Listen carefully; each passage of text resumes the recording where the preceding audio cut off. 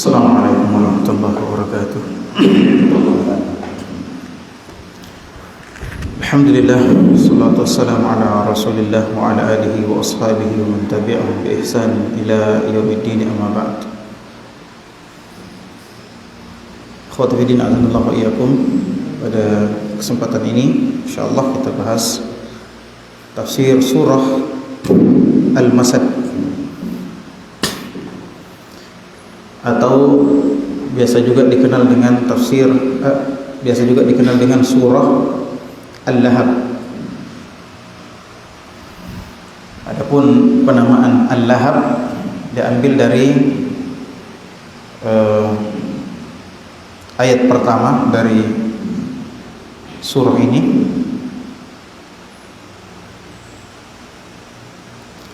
dan Al-Masad diambil dari ayat terakhir dari surah ini, fi jidha hablum min masad. Allah Subhanahu wa taala berfirman, a'udzu billahi minasyaitonir rajim, tabbat yada abi lahab wa tabb. Celakalah kedua tangan Abu Lahab, dan celakalah Abu Lahab. Ma aghna anhu maluhu wa ma kasab. Hartanya tidak bisa menolongnya, demikian pula apa yang dia usahakan.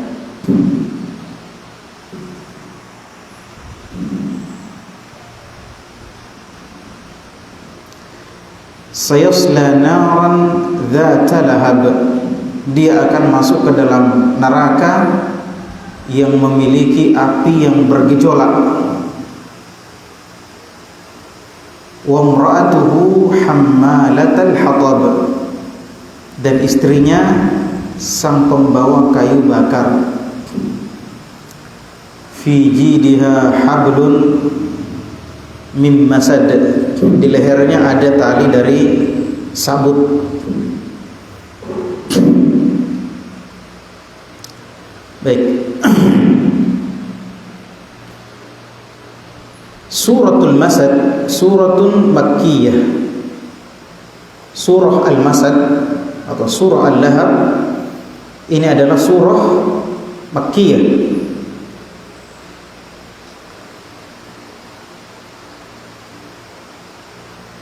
Sebelumnya kita bahas dulu tentang sebab turunnya surah ini.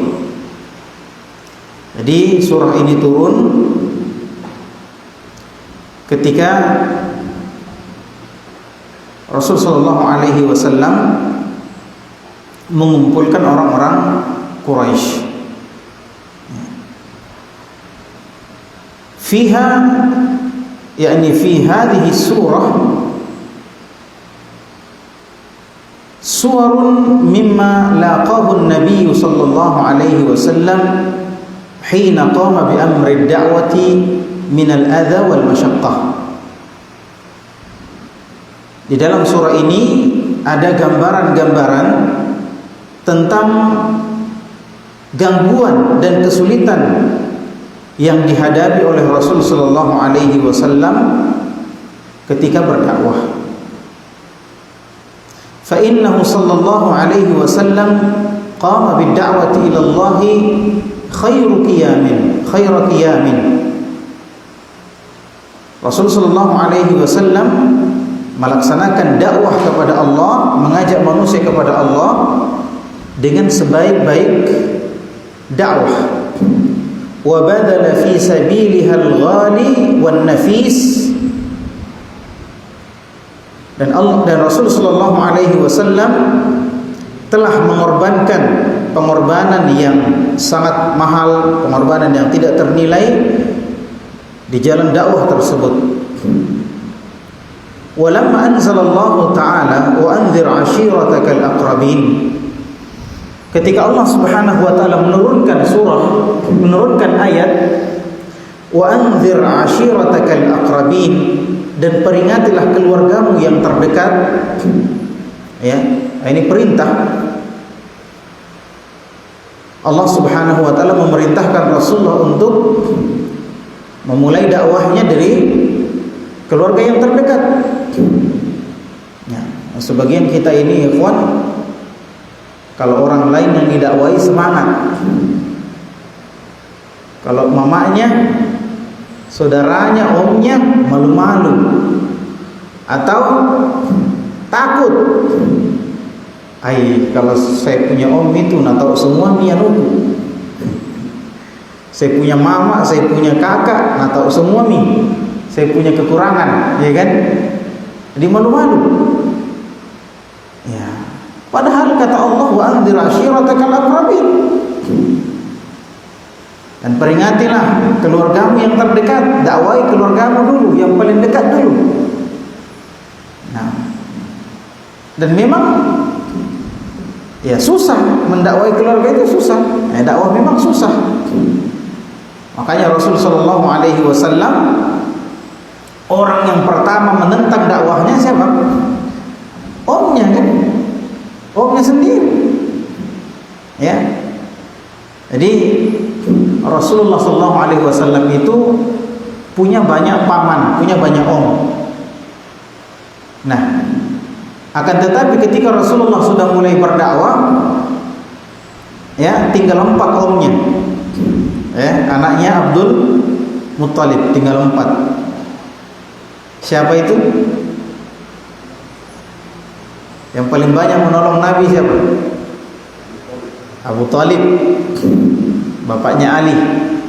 Ya, ini yang pelihara Nabi Sallallahu Alaihi Wasallam setelah kakeknya meninggal, kakeknya Rasulullah SAW meninggal. Ya, dia yang kemudian mengambil Rasulullah dan dia lebih mencintai Rasulullah daripada anaknya sendiri. Ya, makanya waktu peristiwanya pendeta Bahirah itu, ya kan? Ya. Kenapa bisa ketemu Nabi Muhammad dengan pendeta Bahirah? Ya, di Syam atau sebelum masuk kota Syam, karena Abu Talib mau pergi berdagang. Abu Talib mau pergi berdagang. Ya. Tapi dia tidak tega tinggalkan Rasulullah. Saking sayangnya dia sama Rasulullah, akhirnya dia bawa Rasulullah. Ya. Kemudian sebelum sampai di kota Syam ketemu dengan Bahirah, disuruh bawa pulang karena bahaya kalau masuk Syam, nanti ketemu sama orang-orang Yahudi, ya nanti dibunuh sama orang Yahudi. Maka tidak jadi berdagang hanya gara-gara Rasulullah. Pulang. Dan kasih sayangnya Abu Talib terus sampai beliau diwafatkan oleh Allah Subhanahu wa taala, tapi dalam keadaan musyrik. Ya, diwafatkan oleh Allah Subhanahu wa taala dalam keadaan musyrik. Paman Rasulullah yang kedua yang kita kenal dalam sejarah adalah yang kita akan sebutkan dalam surah ini, Abu Lahab. Ya, namanya Abdul Uzza. Nama betulnya Abdul Uzza, tapi tidak disebut di sini Abdul Uzza karena Abdul Uzza itu nama yang jelek. Ya, nama yang jelek, hambanya Uzza. Tidak mungkin nama sejelek ini mau diabadikan dalam Al-Quran. Ya, akan disebut dengan nama panggilannya Abu Lahab. Abu Lahab sendiri sebenarnya terjadi perselisihan di kalangan para ulama. Kenapa dia disebut Abu Lahab? Ya, sebagian mengatakan dia disebut Abu Lahab karena surah ini turun. Ya, Allah menyebutnya sebagai Abu Lahab, maka terkenallah namanya dengan nama Abu Lahab. Sebagian mengatakan Abu Lahab ini wajahnya Abu Lahab itu terang sekali, ganteng. Ya, jadi keluarga Rasulullah itu ganteng, Pak. Ganteng. Ya. Bahkan Nabi Muhammad SAW adalah nabi yang paling ganteng. Ya. Orang sering salah kan? Orang sering mengatakan yang paling ganteng siapa? Nabi Yusuf. Ya. Padahal kata Rasulullah SAW, Nabi Yusuf diberikan setengah kegantengan Nabi Yusuf. Nabi Adam diberikan kegantengan sepenuh, sempurna. Nabi Adam itu. Ya, Nabi Adam diciptakan di mana pertamanya? Tinggal di mana? Ya di surga kan? Ya, kata Rasulullah, Nabi Adam diberikan kegantengan yang sempurna. Ya, jadi setengahnya Nabi Yusuf, Nabi Adam sepenuhnya. Ya. Kemudian pada peristiwa Isra Mi'raj kata Nabi sallallahu alaihi wasallam, ya, ana ajmaluhum sautan wa suran. Kata Rasulullah SAW, saya adalah orang yang paling bagus suaraku di antara para nabi dan paling ganteng mukaku. Kata Nabi sallallahu alaihi wasallam. Ya. Jadi kalau ditanya siapa nabi yang manusia yang paling ganteng yang pernah ada, ya Nabi Muhammad. Ya, hanya saja kata para ulama kegantengannya Nabiullah Muhammad SAW itu ditutupi, ya, karena kalau tidak bahaya. Ya, bahaya. Ada ada sahabat namanya Dihyah Al-Kalbi. Sahabat namanya Dihyah Al-Kalbi, ganteng. Ya, saking gantengnya Jibril kalau mau ganti muka menyamar sebagai manusia, Jibril pinjam mukanya. Ya. Kenapa bukan mukanya yang lain gitu kan? Mukanya, karena ganteng. Dia dijadikan sebagai duta besar. Kenapa? Karena kalau raja-raja lihat dia tidak bisa marah.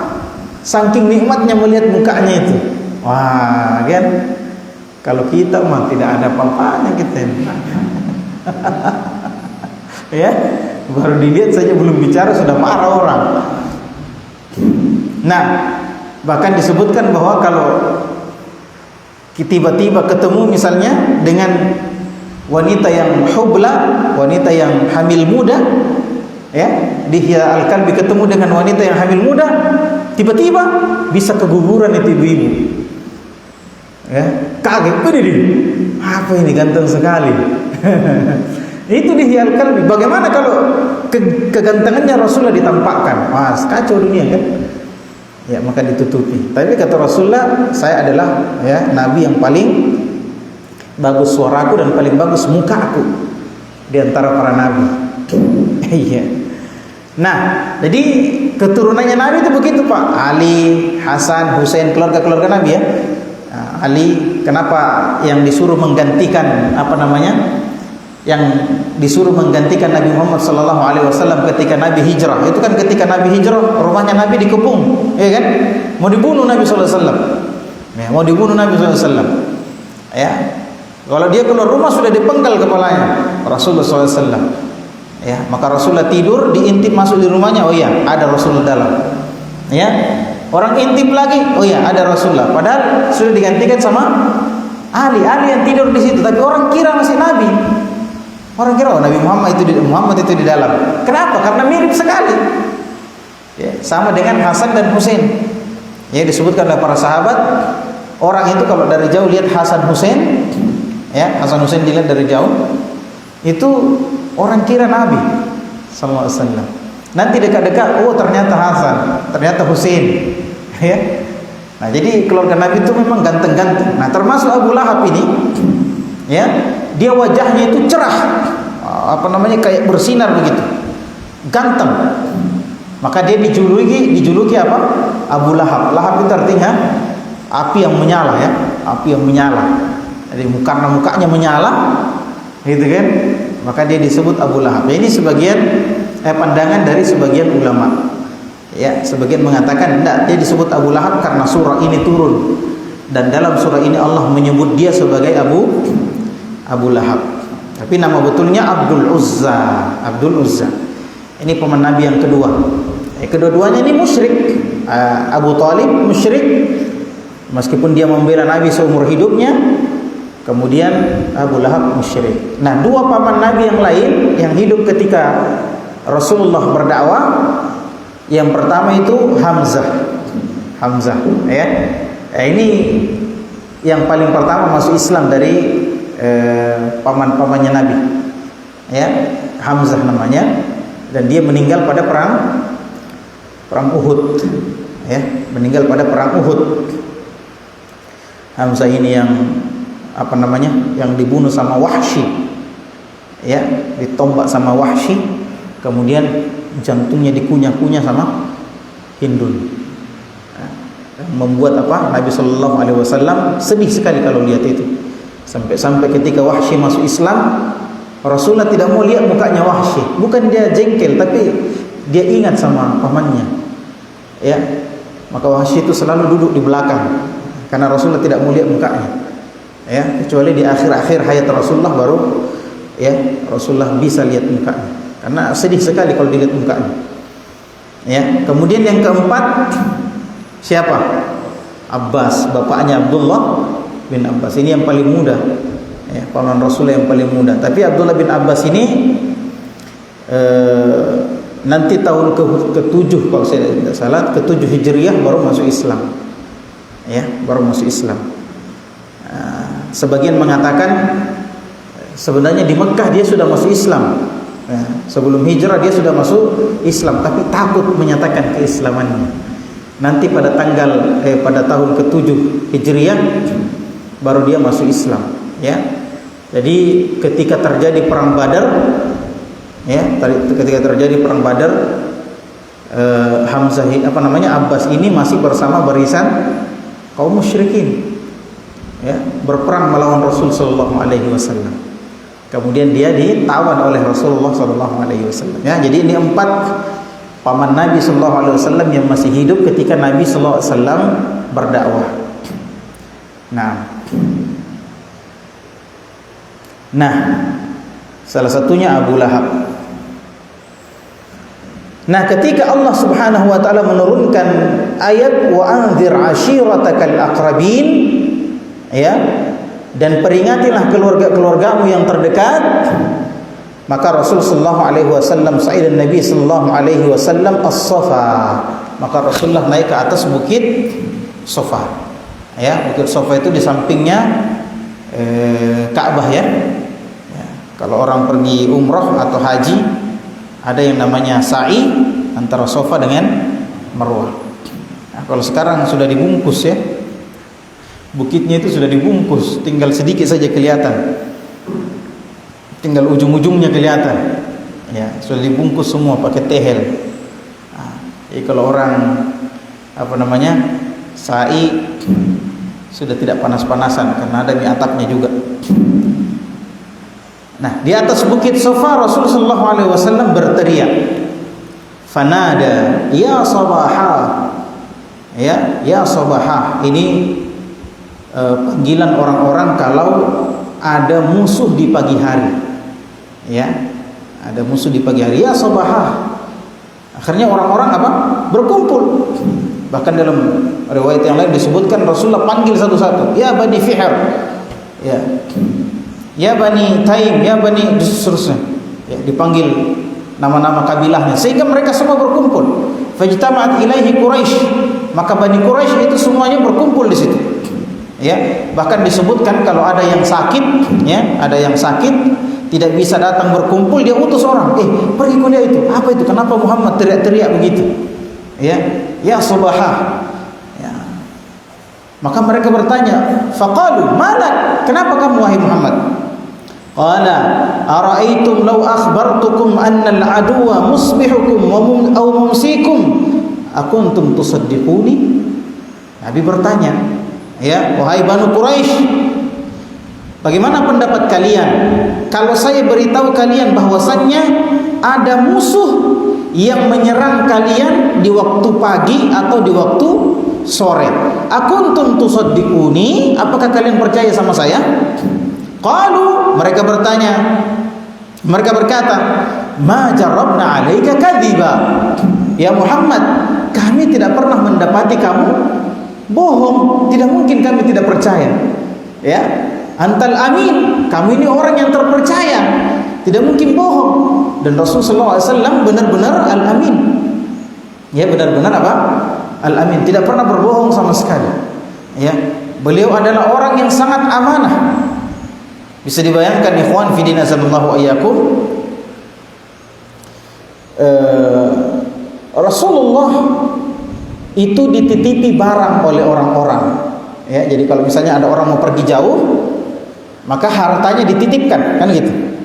Penitipan lah kalau zaman kita sekarang ini. Ya, penitipan.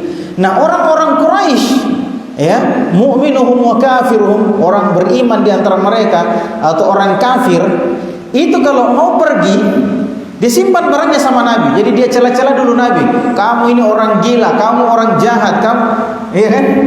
Tapi tetap dia simpan barangnya.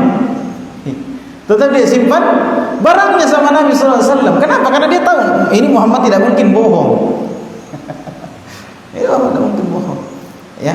Nah, ketika Rasulullah SAW hijrah, ya, ini Rasulullah sudah dimusuhi, ini Rasulullah mau dibunuh ini. Ya, dan mereka orang-orang kafir, hartanya ada sama siapa? Sama Nabi Muhammad SAW. Kira-kira kalau kita begitu, Pak, kita apa itu harta? Kalau mau pergi, ini tidak kembali-kembali begini. Nah, musiki orang kafir lagi, ya kan? Ya, Rasulullah bilang sama Ali, ya, karena Ali yang dikasih tinggal tadi, kau bagi-bagi nanti itu harta. Ini hartanya fulan, ini hartanya fulan, ini hartanya fulan, yang kasih kembali semua, baru kau ikut hijrah ke Madinah. Jadi Ali tinggal selama 3 hari, dia bagi-bagi itu. Ya. Nah, orang-orang tahu Nabi Muhammad jujur, tidak mungkin bohong.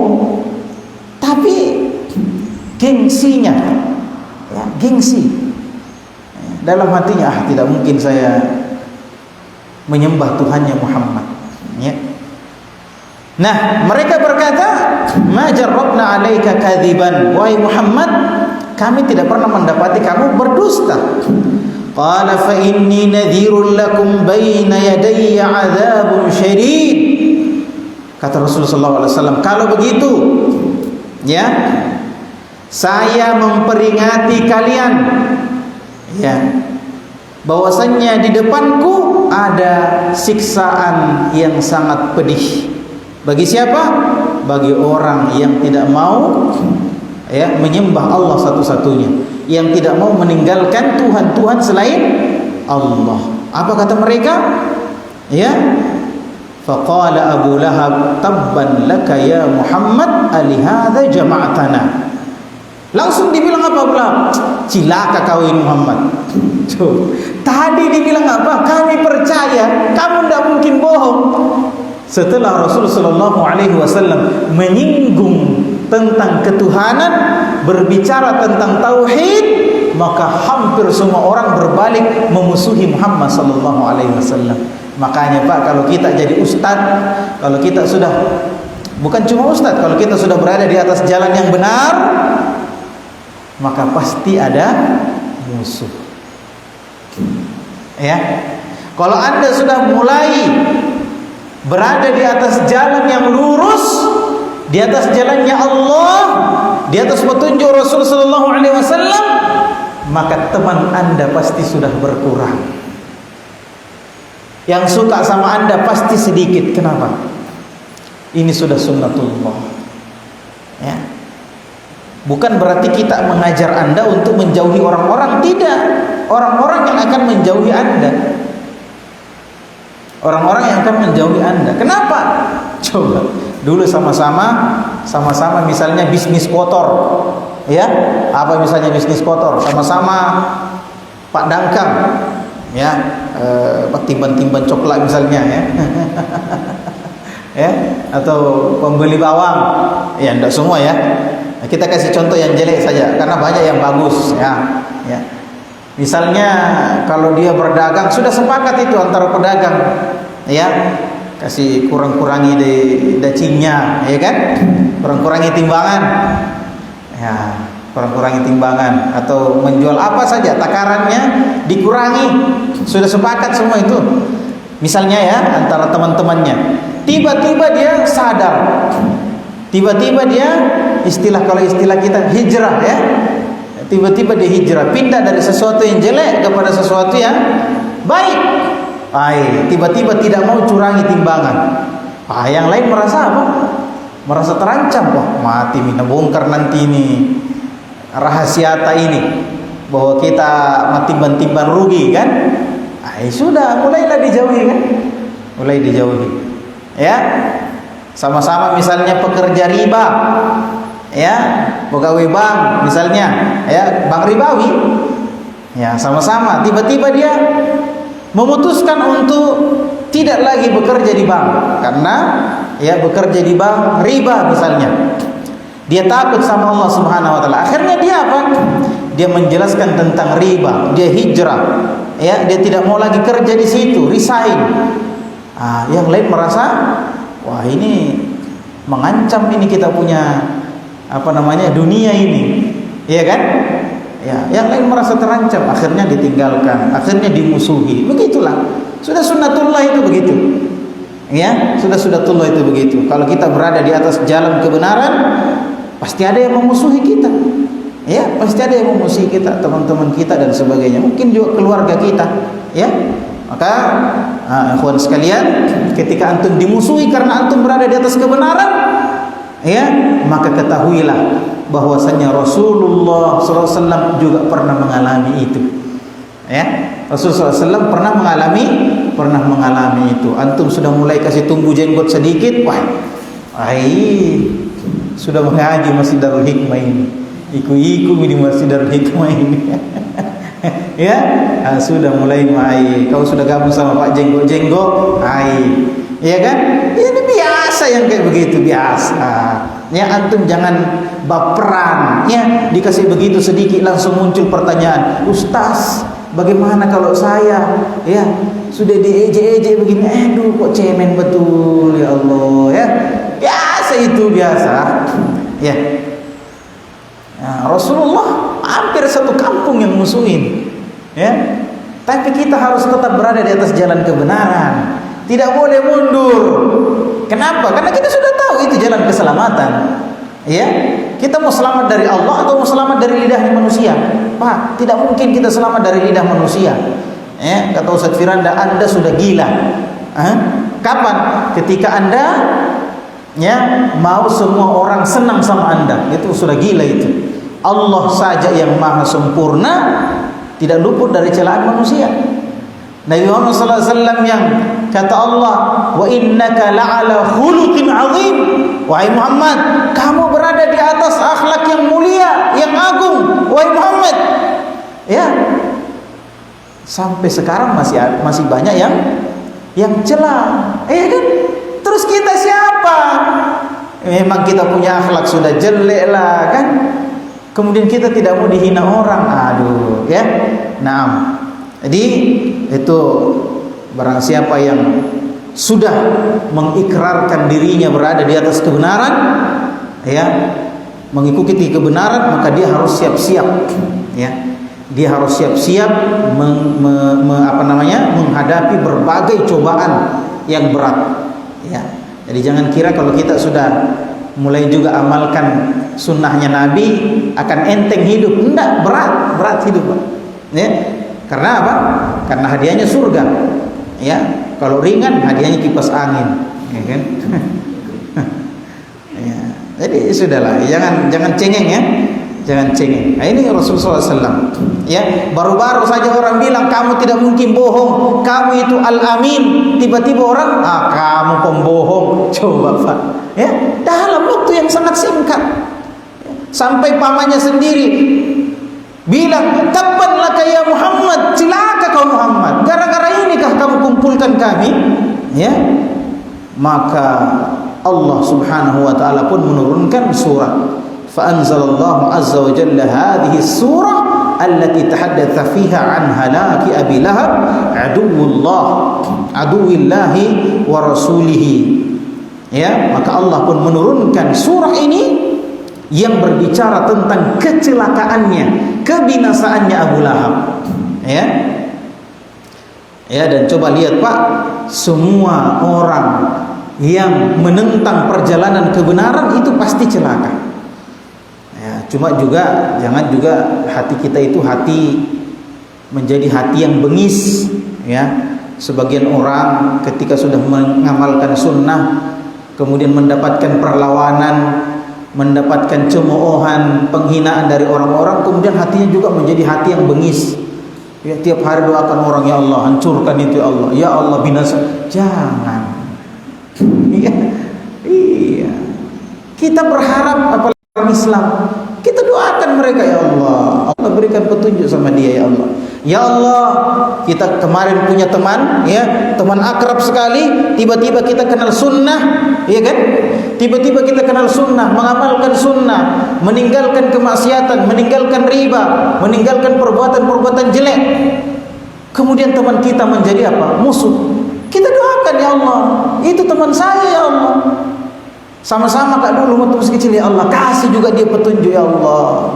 Ya, supaya apa? Kalau dia ikut mengamalkan sunnah, maka kita punya teman akrab lagi yang bisa saling menguatkan, yang bisa saling mendukung di atas jalan kebenaran. Jangan jadi bengis hati kita ini. Ya, tidak ada orang ngajari kita seperti itu bahwa kalau sudah mengenal sunnah benci semua orang. Oh, tidak ada. Ya, tidak. Ya, kita doakan orang, kita ajak dia. Ya, semakin dia kejar, ayo belajar dengan cara yang hikmah. Jangan jadi bengis hati kita. Ya, ketika sudah mengenal kebenaran, kemudian hati menjadi bengis, kejam terhadap orang, itu tidak bagus. Ya. Maka Allah Subhanahu wa taala menurunkan surah, ya, Allah Subhanahu wa taala berfirman, tabbat yada abi lahab wa tabb. Ya, celakalah kedua tangannya Abu Lahab.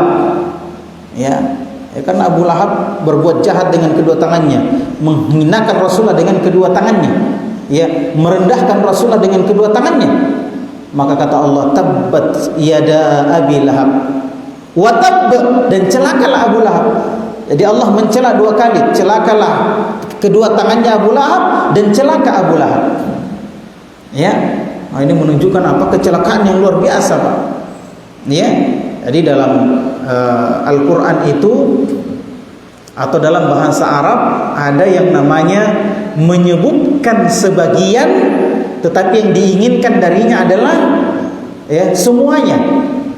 Ya, seperti dalam Al-Quran, wa yabqa wajhu rabbika dzul jalali wal ikram. Ya, dan akan kekal wajah Rabbmu, ya, yang memiliki kemuliaan, ya, ketinggian, keagungan dan kemuliaan. Nah, di sini Allah menyebut wajhu rabbik, wajahnya Rabbmu, bukan wajahnya saja. Ya, ini yang disebutkan wajahnya, tapi yang diinginkan adalah seluruhnya. Sedih paham ya? Nah, sama dengan ini. Ya, sebenarnya cukup Allah katakan tabbat yada abi lahab, celakalah kedua tangannya Abu Lahab. Ya, tidak mungkin tangannya saja yang celaka, kan begitu? Pasti semuanya Abu Lahab, semua tubuhnya Abu Lahab celaka. Ya, artinya cukup Allah mengatakan tabbat yada abi lahab, sebenarnya itu sudah cukup menunjukkan kecelakaannya Abu Lahab. Tapi Allah ulang lagi, wa tabb, dan celakalah Abu Lahab. Jadi didobel nih. Ya, didobel, menunjukkan apa? Ini ancaman, apa namanya, sesuatu yang sangat mengerikan yang akan terjadi pada Abu Lahab. Ya, wa hadza raddun ala Abi Lahab hina jama'ahum Nabi sallallahu alaihi wasallam liyad'uhum ila Allah fabashshara wa anzar. Ya, wal ma'na halakat yadahu wa khasirat wa khaba wa tababu al khusar. Ya, jadi ini adalah balasan Allah Subhanahu wa taala kepada Abu Lahab ketika Rasul sallallahu alaihi wasallam mengumpulkan orang-orang Quraisy untuk diajak untuk menyembah Allah Subhanahu wa taala satu-satunya, maka Rasulullah memberikan kabar gembira dan memberikan peringatan kepada mereka, tapi ternyata Abu Lahab, ya, menghinakan Nabi sallallahu alaihi wasallam, maka Allah membalasnya. Ya, dikatakan tabban laka ya Muhammad, cilaka kau Muhammad. Dibalas sama Allah, tabbat yada abi lahab wa tabb, cilaka ya Abu Lahab. Ya. Dan makna daripada celakalah kedua tangan Abu Lahab, yakni Abu Lahab akan, ya, merugi. Abu Lahab akan merugi. Ya, Abu Lahab akan binasa. Nah, ma'aghna anhu maluhu. Ya, ternyata tidak ada gunanya hartanya, yakni hartanya tidak bisa membantunya. Ya, ma'aghna anhu maluhu wa ma kasab, dan apa yang ia usahakan. Nah, jadi Abu Lahab ini terkenal dengan kekayaannya. Abu Lahab ini terkenal dengan kekayaannya. Saking kayanya, Abu Lahab itu tidak pergi perang Badar. Orang jina suruh, ya, orang jina suruh. Nah bayar orang, ini kau pergian ganti kak, kau pergi ganti kak, nah bayar orang. Ya, ada juga orang-orang yang berutang sama dia, yang punya utang sama Abu Lahab. Dia bilang, kau ganti kak nak, pergi kau perang Badar semua, pergi semua kau, ya, lunas utangmu. Masya Allah, saking banyaknya uangnya. Pergi kau ganti kak di perang Badar, lunas uangmu. Kau pergi kau, ini, ku bayar kau. Saking banyaknya uangnya. Tapi saudaraku yang dimuliakan oleh Allah Subhanahu wa taala, Allah Subhanahu wa taala berfirman, "Ma'agna anhu maluhu." Hartanya tidak bermanfaat untuknya, tidak berguna untuknya di dunia dan di akhirat. Coba kita lihat. Jadi Abu Lahab ini di akhir hidupnya terkena penyakit yang sangat mengerikan. Saya lupa namanya penyakitnya. Penyakit yang sangat mengerikan, mirip ta'un. Jadi tubuhnya itu sobek-sobek, robek-robek badannya, ya, robek-robek badannya. Kemudian dari sobekan itu, seluruh tubuh ini, itu mengeluarkan bau yang luar biasa, mengeluarkan bau yang sangat jelek, sampai-sampai anaknya tidak mau tinggal lagi satu rumah sama Abu Lahab, tinggalkan bapaknya, lari, ya, karena baunya luar biasa, busuk, ya, akhirnya dia lari. Sampai bapaknya meninggal. Bapaknya meninggal tidak ada yang urus. Ya, sudah meninggal semakin bau. Ya, semakin bau. Maka tidak ada yang urus bapaknya. Ya, sampai berhari-hari. Kemudian ada kerabatnya yang pergi cari anaknya. Begini cari anaknya, ya, namanya anaknya Utaibah. Ya, Utaibah bin Abi Lahab. Dicari anaknya. Ya, sampai didapat. Dia bilang bapaknya, dia bilang itu orang sama anaknya, pergi kau kuburkan bapakmu itu. Sudah satu kampung itu mencium bau busuknya itu, tidak tahan orang. Nah kau malah pergi lari, menghindar, pergi kau. Akhirnya si Utaibah ini pergi menguburkan, memandikan jenazahnya bapaknya, dibantu sama orang yang tadi, tapi dengan cara yang menjijikkan, ya. Jadi disiram dari jauh karena busuk sekali. Disiram dari jauh. Siram-siram saja begini. Ember. Seandainya ada sompro-sompro kayak pencuci motor itu mungkin nak pakai itu. Karena busuk sekali. Sudah itu bagaimana caranya dibawa ke kuburan? Kuburannya di sudut-sudut kota Mekah karena busuk sekali, Pak. Busuk sekali. Ya, bagaimana caranya dibawa? Diambilkan kayu panjang, baru didorong-dorong. Karena bau tidak bisa didekati Abu Lahab ini. Dorong-dorong saja sampai di sana. Sampai di dalam lubangnya dilempari dari jauh, dilempari batu. Ya, dilempari batu sama pasir sampai tertimbun dan konon ya katanya sampai sekarang itu masih bau. Di kompleks pekuburannya itu masih bau sampai padahal sudah banyak di situ, sudah banyak tumpukannya di situ. Ya. Nah, ini Abu Lahab ini memang kejahatannya luar biasa. Ya, Abu Lahab ini kejahatannya luar biasa karena ketika dia hidup dia menjadi penentang dakwah Nabi sallallahu alaihi wasallam yang utama, padahal omnya Nabi. Ya, padahal omnya Nabi, Pak. Ya, diceritakan itu kalau ada orang dari luar Makkah yang datang berhaji di situ, maka Rasul datang. Kenapa? Lobet. Maka Rasulullah SAW datang untuk apa? Untuk mendakwai mereka, mengajak mereka, memperkenalkan Allah kepada mereka, diajak masuk Islam, ya. Kemudian di belakangnya Nabi ada orang yang lempari Nabi, sambil berdakwah sambil dilempari, Pak.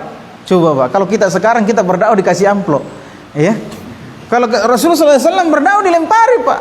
Ya, masih ingat peristiwa di Taif kan? Ya. Orang-orang Taif keluarkan anak-anak orang gila disuruh lempari Nabi Muhammad SAW. Begitu keadaannya Nabi Muhammad SAW. Nah, jadi kalau Nabi Muhammad SAW ya mendakwai orang-orang yang datang naik haji itu, maka di belakangnya Nabi Muhammad SAW ada Abu Lahab. Apa yang dilakukan Abu Lahab itu? Dilempar-lemparin Nabi. Kemudian dia teriak-teriak Abu Lahab ini, jangan kau dengar ini saya punya keponakan ini, saya tahu betul ini anak gila ini. Coba, Pak, kalau ada orang-orang bertanya itu siapa? Dia bilang yang bicara itu namanya Muhammad, yang teriak-teriak di belakangnya itu omnya. Percaya ndak orang? Baik, berarti betul omnya ini. Ini omnya yang bicara ini. Iya kan? Kenal betul sama dia. Coba Pak, gangguan dakwah Nabi sallallahu alaihi wasallam sampai seperti itu. Kalau kita sekarang ini, masya Allah, sudah dijemput, ya, dikasih makan nasi cembak, wah luar biasa Pak, ya, makanya kayaknya kita mencari yang agak-agak menantang sedikit ini, ya, iya, datangi kubunya. Ini dakwah sekarang terlalu lembek karena begitu, orang-orangnya juga orang-orang eksklusif itu, ya, tidak seakan-akan tidak mau berdakwah kalau bukan di mimbar, di kursi yang empuk, ya, di masjid yang ber-AC, ya, yang keramiknya begini, ya. Kalau masuk di kampung-kampung kayaknya di gunung-gunung sudah ogah orang. Jadi Islam itu menjadi lemah, ya, Islam menjadi lemah karena hanya disampaikan di tempat-tempat yang eksklusif, tempat-tempat yang mewah, itu Islam jadi lemah, ya. Nah, ikhwan fillah azanallahu wa iyyakum, ya. Jadi Rasulullah SAW dilempar, ya, dijelek-jelekkan oleh pamannya sendiri, ya. Nah, ma'agna anhu malu. Ternyata kita lihat hartanya yang banyak tadi, hartanya Abu Lahab yang banyak itu ternyata tidak mampu menyelamatkan dia dari apa? Tidak mampu menyelamatkan dia dari penyakit dan kematian. Biar berapa dibayarkan orang Pak, tidak ada yang mau datang, ya, tidak ada yang mau datang urus jenazahnya itu Abu Lahab, tidak ada Pak. Ma'agna anhu malu. Di dunia saja hartanya tidak bisa menolong dia. Bagaimana dengan di akhirat? Lebih tidak bisa lagi. Karena di akhirat tidak berguna lagi itu uang, ya, tidak berguna lagi itu dinar, dirham, emas, tidak berguna lagi, ya. Makanya dalam sebuah hadis disebutkan bahwasanya kalau, ya, Allah Subhanahu wa taala berfirman kan, idza zulzilatil ardu zilzalaha wa akhrajatil ardu asqalaha. Ketika dunia itu diguncangkan seguncang-guncangnya, kemudian bumi itu mengeluarkan afqalaha, ya, kandungannya bumi dikeluarkan yang membuat bumi itu berat, ya. Apa yang membuat bumi berat? Ya, ini disebutkan dalam riwayat yang lain bahwasanya al-amwat, ya, mayat-mayat itu dibuang semua dari perut bumi. Sebagian mengatakan para ulama yang dimaksud afqalaha di sini adalah apa? Emas dan perak, ya, emas dan perak, karena adanya sebuah hadis yang menyebutkan itu. Jadi nanti dikeluarkan itu emas dan perak, sehingga orang-orang di situ mengatakan, ya, pencuri itu mengatakan, wah, gara-gara ini saya dipotong tanganku, gara-gara harta ini, ya. Ada orang yang memutuskan tali silaturahmi, dia bilang, wah, gara-gara ini saya putus tali silaturahmiku, gara-gara apa? Keluarga, gara-gara harta, sehingga putus tali silaturahimnya, ya. Pokoknya semua orang menyesal ketika mereka disuruh ambil, ya, ambil mini pale, ada semua yang keluar, emas ini, perak ini dari bumi ini, ambil mi. Tidak ada yang mau ambil. Kenapa? Karena tidak ada gunanya, dari manfaatnya, ya. Maka uang, harta itu bermanfaat di bumi, ya, di dunia, maka dimanfaatkan memang Pak, ya, dikirim memang ke akhirat itu, ya. Kita punya uang, sedekahkan, ya, kasih makan orang miskin, ya, belikan pakaian orang-orang miskin, ya. Sekarang ini lagi, ya, di Mamuju, ya, di Kalukku itu habis kena banjir bandang, ya. Ada masjid yang hancur, roboh, ada 4 rumah hanyut, dan yang lain rumah-rumah tidak bisa ditempati lagi karena tertimbun lumpur dengan batang-batang pohon itu, ya. Itu saudara-saudara kita di sana itu tidak merasakan kenikmatan yang seperti kita rasakan, ya. Padahal Rasul sallallahu alaihi wasallam menyebutkan al-muslimu bil muslimi kal jasadil wahid, ya. Seorang muslim itu dengan muslim yang lainnya seperti apa? Seperti satu tubuh. Idza ishtaka minhu adwun, ya, kalau ada satu tubuhnya yang mengeluhkan rasa sakit, maka yang lain juga ikut begadang, ya, yang lain ikut demam dan begadang, Pak. Maka ini seakan-akan bagian tubuh kita di sana ini, ya, sedang terluka, sedang sakit. Maka kita sebenarnya tidak boleh terlalu enak tidur, karena saudara-saudara kita di sana mungkin mau makan tapi tidak bisa makan, gitu kan, karena tidak ada makanan. Ya, saudara-saudara kita di sana mau pakai baju, tidak ada bajunya, hanyut gitu. Nah, saudara yang dimuliakan Allah Subhanahu wa taala, maka di sini kesempatan kita untuk menggunakan harta itu. Ya, kita punya kendaraan dipakai, ya. Dipakai untuk beramal dan sebagainya, ya. Ma'agna anhu maluhu. Ternyata hartanya tidak mampu membantu si Abu Lahab ini ketika dia di dunia, ya. apalagi di akhirat. Ya. Wa ma kasab, ya, dan juga apa yang dia usahakan tidak mampu membantu dia, ya, apa yang dia usahakan tidak mampu membantu si Abu Lahab ini, ya. Ma kasaba min ribhin wa jahin, ya, ma halla bihi min at-tababi wal khusran. Nah, apa yang dimaksud dengan apa yang dia usahakan? Yakni keuntungan-keuntungannya, ya, keuntungan-keuntungannya, kemudian kedudukannya, karena Abu Lahab ini masih keturunan siapa?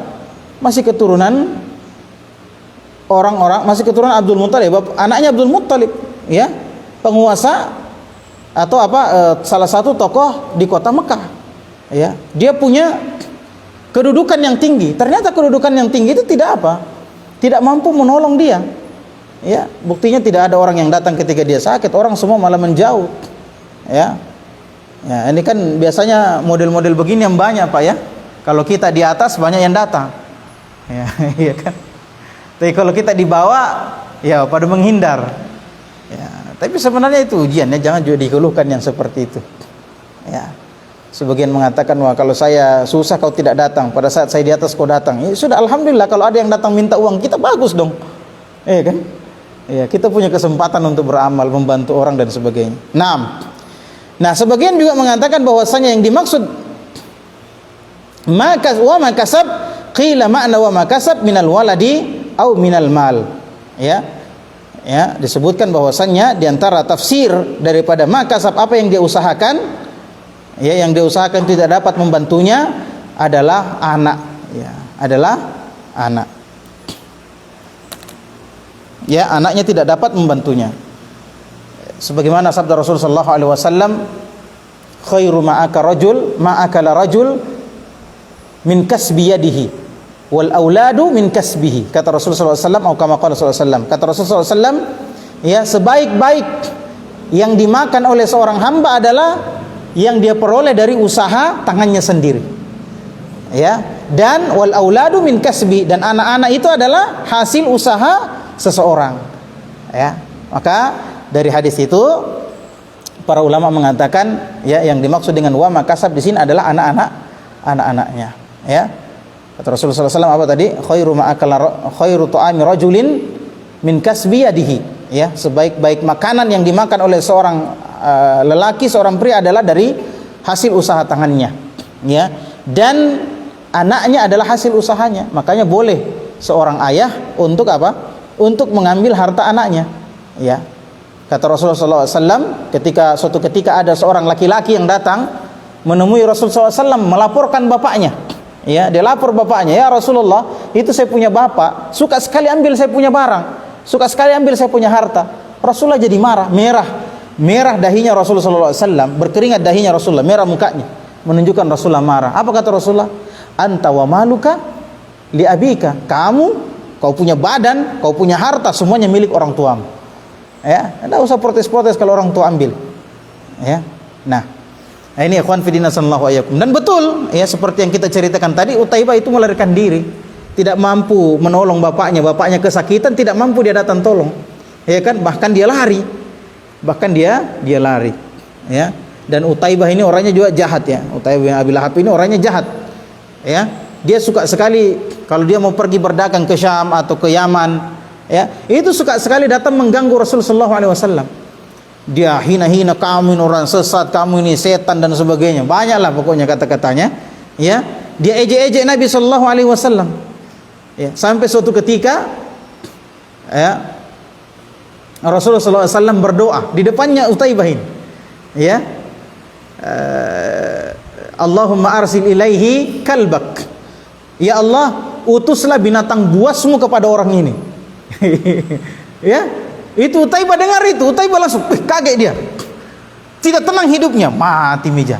Ternyata Utaibah juga beriman dengan apa yang Utaibah juga yakin dengan apa yang disampaikan oleh Muhammad SAW, dia yakin ini Muhammad benar ini, yakin betul, ya, bahwasanya Muhammad ini benar. Makanya dia cuma gengsi saja gitu, gengsi karena bapaknya sudah kafir, ya dia juga sudah kafir, gengsi kan, ya, keturunan tokoh kafir kok masa mau tunduk sama Muhammad, mau tunduk sama agamanya, dia gengsi. Padahal dia percaya saja itu. Ya, dia tahu Rasulullah SAW itu orang yang soleh, orang yang baik. Ya, maka ketika dalam perjalanan dia ketakutan. Teman-temannya bilang, kamu kenapa? Dia bilang, enggak, saya teringat-ingat tadi doanya Muhammad itu. Teman-temannya bilang, sudah tenang saja, kita yang lindungi kamu. Ya, sampai suatu ketika, ikhwan fillah sallallahu yakum, sampai suatu ketika, ya, teman-temannya mengelilingi. Jadi setiap mereka singgah itu teman-temannya mengelilingi Utaibah di tengah terus. Ya. Sampai suatu ketika ada singa yang datang. Kabur semua teman-temannya Utaibah ini. Akhirnya singa itu memakan Utaibah. Ya, dalam perjalanan itu. Ya, karena doa Nabi Shallallahu Alaihi Wasallam yang dikabulkan oleh Allah. Ya, ini apa yang diusahakan oleh siapa? Apa yang diusahakan oleh siapa tadi, Abu Lahab, ternyata tidak membantu dia, ya. Di dunia saja tidak bisa membantu, padahal tempatnya dipakai adalah di dunia, apalagi di akhirat. Ya, afanallahu wa iyyakum min mithli hadzal hal.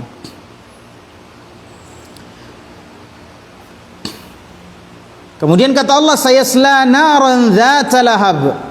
Ya, dia akan masuk ke dalam api yang dzata lahab, yang bergejolak. Ay sawfa yu'adzab fin nari al-multahibah wa yajidu harraha wa yadhuquhu tuhriku jildahu wa hiya dhatu ishti'alin wa tuqad wa hiya naru jahannam yuhitu bihi min kulli janib.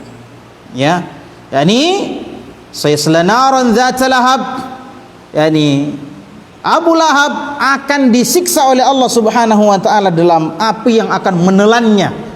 Ya, yang sangat Yang sangat bergejolak.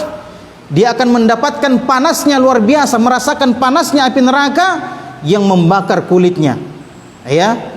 Dan api itu adalah api yang sangat besar yang dinyalakan oleh Allah Subhanahu wa taala, wa hiya naru jahannam yuhitu bihi min kulli janib. Ya, api neraka Jahannam yang meliputi, yang membakarnya dari segala sisinya.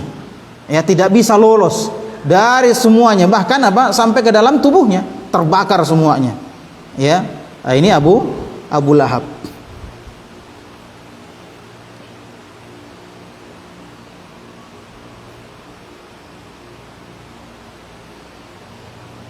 Ya, dan adapun cerita tentang diringankannya siksaannya Abu Lahab satu hari gara-gara dia gembira dengan kelahiran Rasulullah SAW, maka ini diingkari oleh para ulama. Kenapa diingkari para ulama? Yang pertama, karena ini adalah mimpi seorang sahabat, bukan sabda Nabi. Mimpi seorang sahabat yang keluarganya Abu Lahab. Ya, dia ketemu Abu Lahab dan Abu Lahab menceritakan itu kepadanya. Ya, dalam mimpinya dia menceritakan bahwasannya saya diringankan satu hari dari api neraka karena gembira dengan kelahirannya Muhammad sallallahu alaihi wasallam, sampai saking gembiranya dia bebaskan itu Thuwaibah, ya, yang yang menetek Rasul sallallahu alaihi wasallam, budaknya Abu Lahab. Ya. Nah, ini mimpi seorang sahabat, saya lupa namanya siapa, ya. Mimpinya seorang sahabat, dan Rasulullah tidak pernah mengomentari hadis mimpi itu. Tidak pernah Rasulullah bilang, oh itu benar atau itu salah, tidak pernah dikomentari. Ya, tidak pernah dikomentari. Para sahabat juga tidak pernah komentar dengan hadis itu. Ya, tidak pernah komentar. Ya, maka ini bukan sebagai sebagai satu hujjah, apalagi memang dalam banyak dalil, ya, dalam nas-nas Al-Quran dan Sunnah disebutkan bahwasannya tidak diringankan siksaan bagi orang kafir. Ya, adapun orang-orang kafir, ayat-ayat Al-Quran, ya, dan hadis-hadis Rasulullah SAW justru menjelaskan bahwasannya setiap hari falan nazidakum illa azaba. dan kami tidak akan tambahkan kepada kalian kecuali siksaan. Ini menunjukkan apa? Orang-orang kafir itu setiap hari ditambahkan dia punya apa? Ditambahkan dia punya siksaan. Jadi tidak akan diringankan itu. Ini apa namanya? Maka dalil apa namanya hujjah tadi bertentangan dengan ayat-ayat Al-Qur'an bahwasannya siksaan untuk orang kafir itu diringankan. Tidak, ya. Siapapun orang kafir termasuk Abu Lahab, dia kafir bahkan penentang utama Rasul sallallahu alaihi wasallam, maka tidak akan diringankan siksaannya. Ya. Nah, ini ikhwan fillah azanallahu wa iyyakum. Baik. Wa imra'atuhu hammalatal hatab. Dan istrinya Abu Lahab yang hammalatal hatab, yang pembawa kayu bakar. Hammala itu artinya sering sekali, ya. Yani kadzalika imra'atuhu ma'ahu. Demikian pula, maksudnya adalah demikian pula istrinya akan dimasukkan juga ke dalam neraka bersama dia. Ya, akan dimasukkan juga ke dalam neraka bersama dia. Wa hiya imra'atun min asyrafi Quraisy. Ya. Dan istrinya Abu Lahab ini namanya Ummu Jamilah. Namanya siapa? Ummu Jamilah, ya, itu termasuk wanita yang mulia di kalangan Quraisy. Lakin lam yugni anha syarafaha syai'an, tetapi kemuliaannya itu tidak menolong dia, ya, likauniha syarakat zaujaha, ya, karena dia ya bersama dengan suaminya fil ada'i wal itham. Jadi dia ya menyertai suaminya dalam memusuhi Rasul sallallahu alaihi wasallam, wal baqa'u 'alal kufr, dan dia juga sama-sama dengan suaminya tetap menjadi orang kafir. Wa hiya Ummu Jamil bintu Harbin ukhtu Abi Sufyan, ya.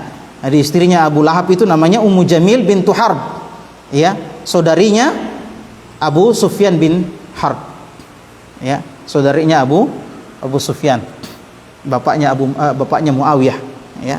Bapaknya Abu Sufyan itu bapaknya Muawiyah bin Abi Sufyan. Baik. Ya. Nah, ini ada cerita tentang Ummu Jamil ketika turun surah ini. Ya, tabbat yada Abi Lahab wa tab. Maka sampai di telinganya Abu Lahab sama istrinya. Ini ayat ini didengar loh sama Abu Lahab. Didengar sama istrinya. Istrinya tahu. Dan ini mukjizat. Ya, ini mukjizat. Maka ketika itu si Ummu Jamil ini langsung marah. Mendengarkan ayat ini dibacakan sama dia, marah dia. Aduh, saya akan cabik-cabik Muhammad itu. Maka dia pun mendatangi Rasulullah SAW. Dia cari Nabi SAW. Waktu itu Nabi duduk dengan siapa namanya? Dengan Abu Bakar. Nabi duduk dengan Abu Bakar. Itu sudah dari sana sudah datang, sudah emosi luar biasa itu kelihatan itu si Ummu Jamil itu. Abu Bakar bilang, wahai Rasulullah, ini Ummu Jamil bahaya nih kalau dilihat antum ya Rasulullah. Kalau dilihat kamu ini bahaya nih Ummu Jamil Rasulullah. Apa kata Rasulullah? Lantarani. Dia tidak akan melihat saya. Akhirnya datanglah Ummu Jamil di depannya Abu Bakar, marah-marah, dia maki-maki Rasulullah. Padahal Rasulullah di sampingnya. Di sampingnya Abu Bakar. Ya. Ya. Tapi Abu Bakar sudah tahu. Kalau Rasulullah bilang dia tidak mungkin lihat saya, betul. Tidak mungkin dilihat. Apa itu temanmu sudah gila, sudah begini. Dimaki-maki. Padahal ada Rasulullah di situ. Dia bilang itu temanmu begini. Temanmu itu begini. Padahal ada Rasulullah di sampingnya siapa? Abu Bakar Siddiq radhiyallahu taala anhu. Ya. Ini ikhwan fillah sallallahu alaihi wasallam. Jadi bisa kita bayangkan ya ikhwan, surah ini menyebutkan tentang kebinasaannya Abu Lahab dengan istrinya. Dan ini Abu Lahab itu meninggal pada tahun ke-7 Hijriah, dan surah ini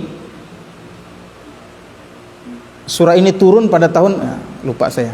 Pokoknya antara surah ini dengan meninggalnya Abu Lahab itu ada beberapa tahun. Coba Pak, kalau Abu Lahab mau kerjain Nabi sallallahu alaihi wasallam. Ya kan? Kalau dia mau kerjain Nabi sallallahu alaihi wasallam untuk menunjukkan bahwasanya Muhammad itu bukan nabi. Bahwa surah-surah yang dibacakan Muhammad itu bukan ayat. Dia cuma pura-pura apa? Coba dia pura-pura masuk Islam, iya kan? Dia sama istrinya pura-pura masuk Islam, maka batallah surat ini. Iya enggak? Batal surat ini. Pasti orang bilang, wah itu ternyata dia masuk Islam juga. Berarti salah dong surah Al-Lahab itu. Tapi ternyata tidak. Semakin hari semakin kafir ternyata. Sampai mereka berdua mati di atas kekafiran. Menunjukkan mukjizatnya Rasulullah SAW bahwa Al-Quran itu bukan, ya tahu mana Rasulullah SAW. Rasulullah tidak tahu bahwa dia akan masuk atau tidak sekiranya bukan tidak dikasih tahu oleh Allah Subhanahu Wa Taala. Maka ini adalah mukjizat. Ya. Nah.